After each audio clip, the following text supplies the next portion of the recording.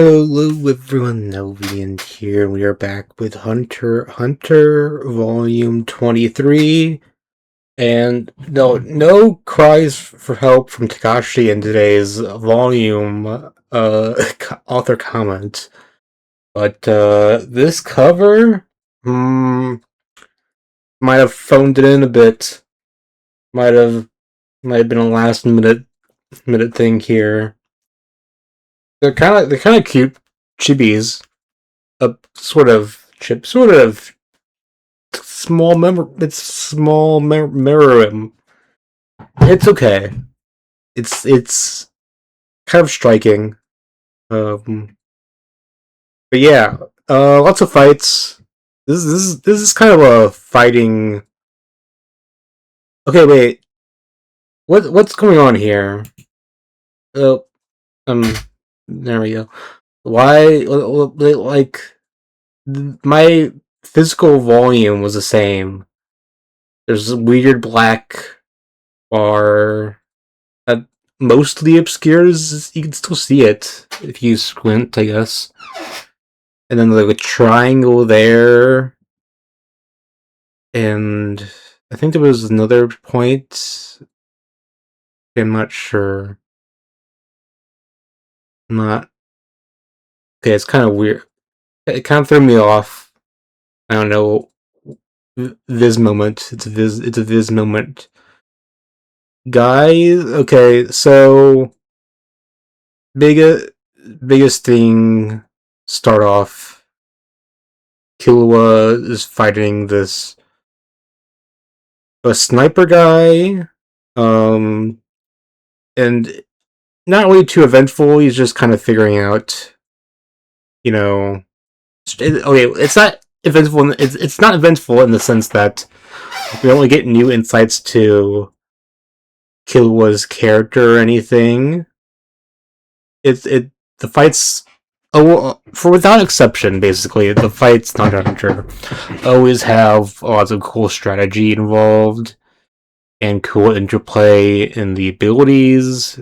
Um, but usually I don't like talking about that just because it would, lead to like like recap stuff that I already feel I fall into more than I should, which I'm not a fan of. And I just I like the characters and seeing how they develop, and just like talking about the themes and stuff more than they did a cool tactic, you know. But if I find fault in a tactic, if I find like a weird thing that like, why did this character do that? Kind of weird. I'll point it out. Like, it's good strategy. That's fine. But the fight with the sniper guy leads him into this cool underwater or like underground cave thing with it's a lot of water. The bottom like a bunch of hungry fish monsters, underground lake. And see, like Takashi still has it in him. He can do these backgrounds. Look at this, quite detailed. Not like crazy or anything, but it's better than what we got on this cover. But we meet Ikalgo the here. Killua saves him later on. Ikalgo saves Killua. Love Ikalgo. He's so good. I like how he's an octopus, doesn't like being called an octopus because he's such a big fan of squid. It's like, oh, squid? They're amazing. Not like me, a lonely octopus. And he's just, he's like the other Khmer ants, I guess. He's just like an octopus with like some human stuff. Like a lot of Khmer ants are like a mixed match of every barn animal you can think of, but Ikalgo. He's just the trusty squid octopus, and he's great. He's kind of cute too. Great addition. And I like how shows some more humanity and stuff in Killua. I mean, we already knew we had that. His friendship with Gon, but even in this battle hardened situation, Killua can make friends here. That's cool. And shows that Chimera ants, they can make friends too, like that. Like humanizing the Chimera ants. And then he fights this dark fish guy with a really just absurd ability. It does require setup, this ability. They had to place a target thing on him. On his partner did that. And there's a drawback where, like, if he misses the last shot, he takes the damage. So that's how it gets us busted. But he's just so good at throwing at the darts that the drawback isn't that much.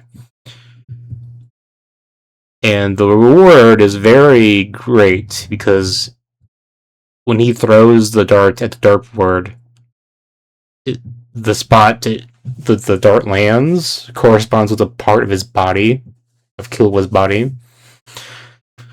and the fish just appears as like a dart in his body, piercing his flesh. Like, it's like instant. And for most of this, Killua just takes the hit. Takes the hits, bleeding profusely. Or not too profusely, I guess. There's not much blood depicted on the ground through most of this.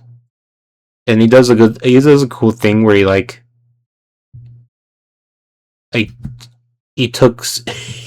grabbed the dart fish right the moment it took physical form to take it out, and he turned his aura into electricity to do this faster, so that it didn't have to reroute like nerves through his brain to go back to his hand. It just instantly goes to his hand, which I think is how pain receptors work, which is kind of cool. Like that. Good. Again, the strategy is cool. I like this kind of ending where it's like, oh, I couldn't be of use, gone. Kind of telling about what he's doing and potentially what he might think of is his final hour. Potentially a good insight to his character, and then Ikalgo saves him in a great scene. And while Killua was making friends with the octopus, Gon makes friends with a different Chimera ant in... what was his name again? This kind of like cool chameleon guy who smokes. Okay, I'm wondering why he shouldn't smoke. Okay, you shouldn't smoke in any case. But if your ability is tied to how long you can keep your breath, hold your breath, why would you use smoke? Doesn't that like mess up how long you can hold your breath? I assume so. Wait, Google exists. Yes, it does make it harder. No, kind of a no-brainer. Smoking makes your lungs shit, and your lungs are what you need to hold your breath. He's sabotaging himself by smoking. I wonder if this is a holdover from habits he had as a human. Because I don't think a Chimera ant would really like. Would they really feel the need to smoke? That's like a human. That's like a human habit. I don't think any other animals smoke. That's kind of weird. Like kind of a weird thing to think about, you know. But it's kind of interesting that he does this.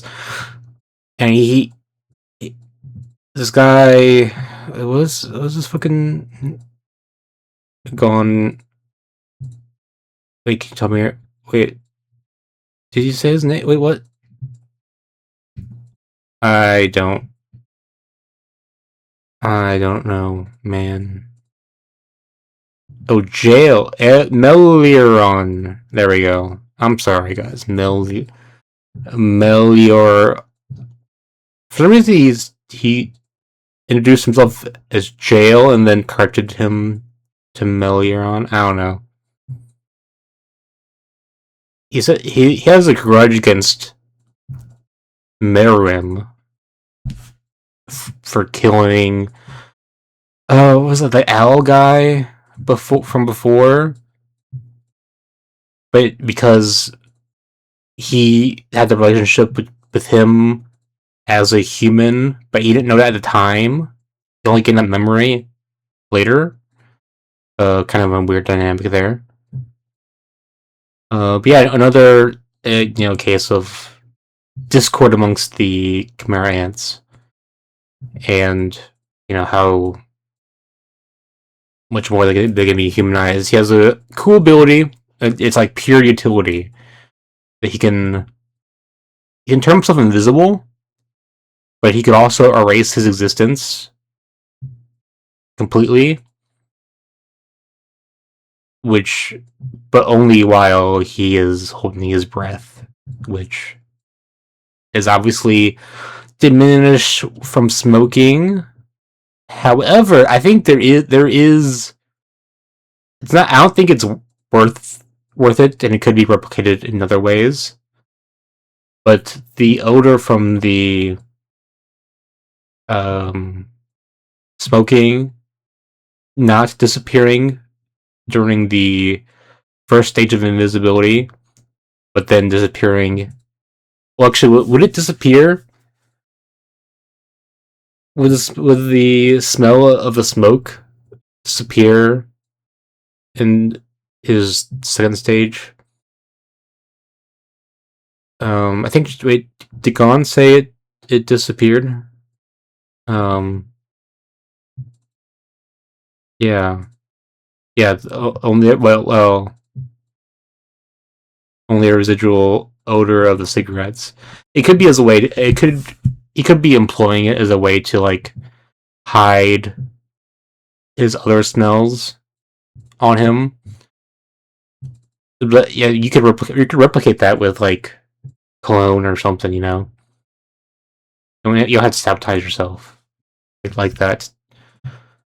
But yeah, he has a grudge against Meruem and a plan because while he's holding his breath, he can also make us someone who's touching him also completely undetectable. Now you aren't impermeable. You can still like be hurt, and Meleoron is not very strong outside of this ability. So if he takes a wild, attack, like a spread attack, it's like wow, big wide laser, he could be tapped by that.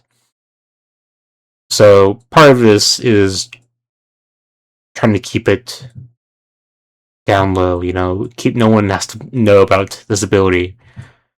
The other Chimera ants only think he can just turn invisible, not completely erase his, you know, being, I guess. So they're plan is to have like Gon or someone do like a big, John Ken type attack while meruem is like sleeping or something, and catch him off guard. As someone who's read the manga, this does not go anywhere. I forget what happens to Meleoron. I know, like, the Polystation is crazy. I know, like, a lot of plans were made that didn't get followed because of, weird, unknowable interactions and stuff. So, interested to see, how these plans go. Meruem meets Komugi, a very important character in this arc, and probably like the last major character to be introduced, I think, as like a player in the arc. So Meruem has been passing the time by mastering games. Like he played 10 games with a shogi player or a go player, and then got to the point where he was beating him, and he like he'll kill you if he beats you. And then he meets Komugi, this blind, girl who's has a constant cold, and like they very helpless. She's only good at is it Gungi, this fictional game that's kind of like It's kind of like shogi. It's explained as like a regional game that's like that was invented in this kingdom. Um, it's more similar to shogi. It has some like more dimensions to it. But yeah, she or she keeps winning, and um, like kind of that bothers meruem. He's skipping meals to play shogi with her, or gungi, whatever. Whatever. Uh, so it's a deep, profound effect on him. Like this isn't just something he would do because he's bored. Skipping meals because you're bored. No, no, no. He has a drive. Perhaps it's part of his, nature as king of Khmer Ants that he wants to be the best. Not just physically, but also mentally, by mastering these games. I wonder if there's like a parallel timeline where he tried to like do science stuff to like prove he's like the smartest or whatever. I guess these games make more sense because you have tournaments and stuff. It's hard. You could like kind of get a feel for who's the best chess player. For the world championships. I mean, this is kind of variance. Like even if like, you could win the tournament, but maybe someone on an off day or whatever. I'm going in the weeds. Um, Meruem's good. Good development so far. Komugi is just very happy to play against Meruem. Moro gets into a fight with Cheetah, and it ends like right before he's about to win, but actually Cheetah has just unlocked at the very end, just unlocked a new ability. Like he made a new ability on this fucking spot, man. That's crazy. Right as Moro catched him, but basically he was just giving the poor Cheetah a lesson, man. It was like, well, without actually saying anything. Like mentally, he was berating Cheetah for his inexperience. Like basically Cheetah, he created like a fucking domain space as his ability, the timer, and he wins if you don't catch him in the 8 hours of the time. But the problem is that he was impatient and he wants a game of tag. He wants chase, but the game itself, the ability itself, does not really incentivize you to chase in like a conventional way. More like how can you use your abilities to, restrain your opponent so that you can tag Cheetah. And so it was a poorly thought out ability if your goal was to run and make running more advantageous than it already is.